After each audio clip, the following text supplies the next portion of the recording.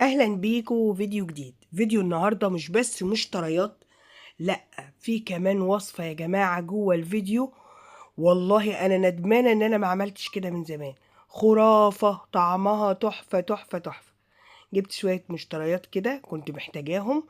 جبت مسحوق غسيل، مسحوق الاوكسي ده روعه الروعه الروعه، وحلو قوي. اللون ده حلو يا جماعه، ده 6 كيلو تقريبا ب 200 وشويه. باحط غطا على الغسلة، بيبقى حلو أوي وريحته جميلة كمان، ما بيحتاجش دَوْني، بس أوقات كتيرة باحط دَوْني كمان عشان الولاد وكده. جِبت الزيت البخاخ ده حلو، لمّا يفضى أبقى أحطه تاني، لإن بصراحة باحتاجه عشان أنا ماشية بنظام صحّي وأكل صحّي وdiet وكده. وجِبت إزازة الزيت دي ب77 جنيه. آلية بس نضيفة شكلها حلو، قُلت برضه إيه تساعدني في الطبخ في القلي كده يعني. وجِبت خلطة ال11 بُهار، وجِبت كمان عيش، وجِبت بُن، وجِبت اللحمة الخطيرة بتاعتنا دي اللي هي ملبّسة أو لحمة حمرا على لحمة بيضا كده. وجِبت ملوخية قُلت تبقى موجودة عندي برضه ما بالاقيهاش دايمًا. وجِبت ب100 جنيه جبنة، أو دول ب80 جنيه جبنة قديمة دوبل كريم، دي اللي إحنا بناكلها والعيال بيحبوها وبتنفعني. اللي بيجوع بالليل في أي وقت ساندوتش بجبنة وكوباية شاي رضا أوي. وكمان ما بتبقى الجبنة والشاي والعيش موجودين في البيت، أنا بابقى مستريحة، وخصوصًا يا جماعة البيت اللي فيه أطفال. والبطاطس كمان، البطاطس كمان مهمة جدًا، جدًا في البيت اللي فيه أطفال. تحمّري، تسلقي، تعملي مثلًا مهروسة، بتبقى حلوة أوي. تمام كده. وجِبت أكياس تلاجة لإن كنت محتاجاها، وباورّي لكم سعر ده كيلو وشوية، قطع 330 دي لحمة بلدي. فزي ما باقول لكم كده دي لحمة بلدي. وجِبت مخلِّل، بس أنا خدت قرار يا جماعة إن أنا هاعمل مخلِّلات في البيت، ما عُدتش بصراحة هاشتري أي مخلِّلات من برّه. ويا ريت تقولوا لي رأيكم في الكلام اللي أنا باقوله ده. طبعًا أنا كنت جايبة 2 كيلو وشوية من اللحمة اللي هي الملبّسة دي، الكيلو فيها ب290 لإن هو عامل عرض عليها، هي لحمة بلدي. وقُلت بقى إيه، هاورّيكم بقى وصفة ليها خطيرة. دي يا جماعة مسَن سكاكين ومقصّات وكده، ده ابني جابه لي هدية، فقُلت أستخدمه وأجرّبه وهو حلو. في كذا يعني فتحة كده، وبتسنّي بيها المقصّات، السكاكين، وبتدّي نتيجة هايلة معاكِ. أنا هنا باعمل إيه، هاقول لكم الفكرة اللي جات في دماغي، وما كنتش متخيلة إن نتيجتها هتطلع خرافية كده. أنا جبت اللحمة دي بتبقى جاية فيها حتت حمرا شابك فيها حتت أبيض على أحمر، مش حتت حمرا شابك فيها أبيض، لأ، حتت حمرا شابك فيها حتت أحمر على أبيض. فأنا قُلت إيه، هاخد الأحمر على الأبيض ده لوحده، وهاخد الأحمر لوحده. اللحمة الحمرا هاعمل منها شوربة مع خضار وكده، واللحمة اللي هي خليط دي اللي هي أبيض على أحمر هاعمل منها كباب حلة. بصراحة يا جماعة اللحمة دي في كباب الحلة طلعت خطيرة. كباب حلة كده ولحمة حطيت عليها حاجات تانية إضافات تانية، هتشوفوها أصبحت صحية وجميلة جدا. ليه؟ لأن اللحمة البيضة دي أو الدهون الصحية دي لما بتتحط كده في خضار، بتتحط مثلا في رز بسمتي كبسة، تتحط مثلا مع بصل، وتنزل كده الدهون بتاعتها، بيبقى طعمها تحفة تحفة تحفة.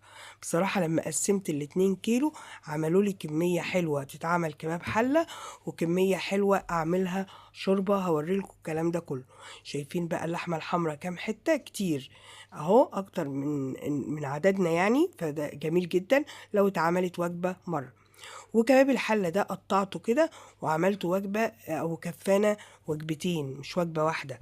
يبقى أنا كده ال2 كيلو عملتهم على 3 وجبات، وبصراحة كانوا مشبعين وحلوين جدًا.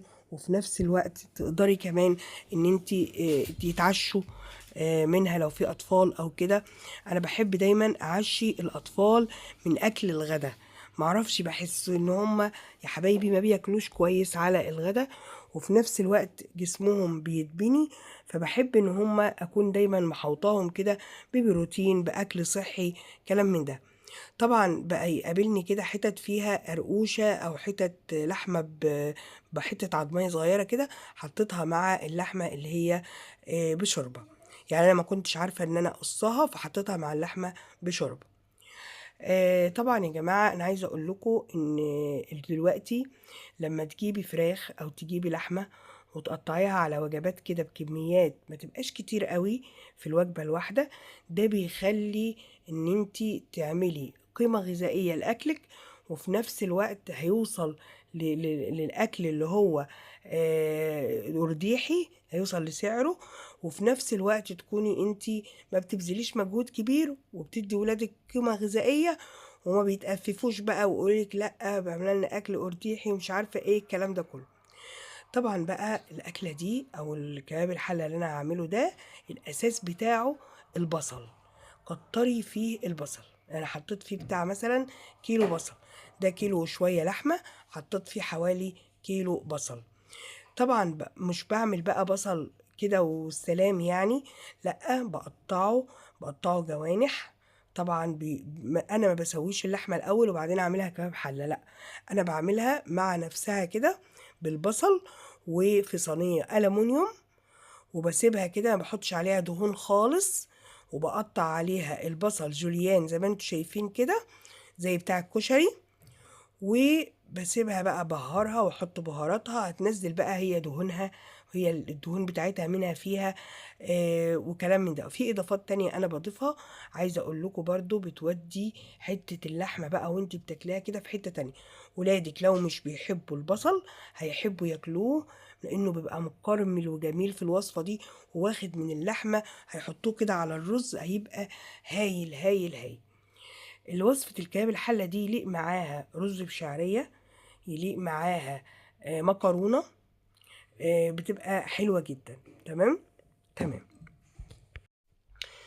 انا عادة بحب ان انا اخر نهاية الاسبوع يبقى اليومين بتوع الخميس والجمعة دول اكلات حلوة، واكلات يعني ايه، حتى لو كلفتني شوية، بس ايه، بتبقى لمة العيلة بقى، وبتبقى حاجة جميلة قوي قوي. اللحمة دي بقى انا هشيلها كده، ابقى اسلقها في اي يوم مع لوبيا، مع فاصوليا، مع اي خضار. فعملت لي كيس حلو اهوت يكفينا. ودي بقى عملتها اهوت، وحطيت عليها بهارات لحمة، وحطيت عليها كمان ال11 بهار، وحطيت فلفل اسود، وحطيت ملح. وهبدأ بقى ان انا ايه، ادعكها كده كويس قوي قوي بالبصل وبالبهارات، كويس خالص يعني. وريحتها طبعا كانت طالعه مفحفحه، ولا حد بقى يقول لك دي لحمه بيضه، دي لحمه سمينه بنحبهاش، تبقى روعه روعه روعه. حطيتها كده على العين الصغيره مش على العين الكبيره، انا عايزاها تستوي براحتها. وسبتها بقى مع نفسها كده، وعملت شويه بقى ايه رز بشعريه جنبها، كترت الشعريه وقللت الرز، بيبقى الرز بشعرية جنبها يا جماعة تحفة. خدي بالك انت الشعرية ما بتستغنيش عنها طول الشتاء.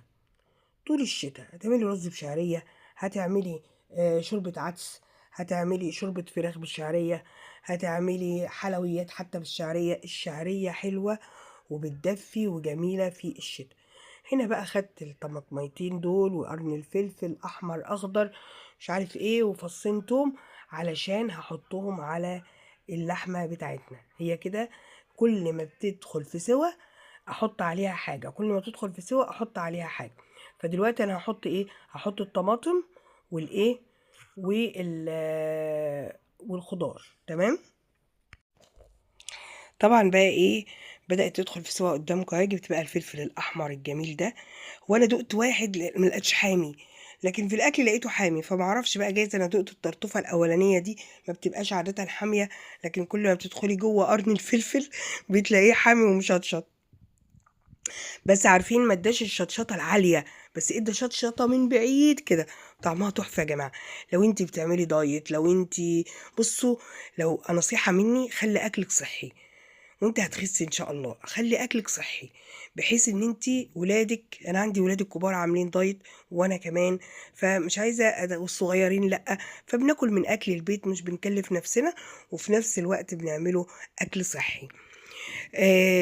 دي يا جماعة بقى حبايتين كوسة كده قطعتهم برضو يا خراشي.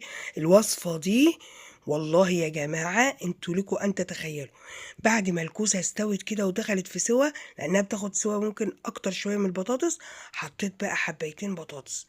شوف الطبق عامل ازاي، شوف الصينية عاملة ازاي، تحفة تحفة.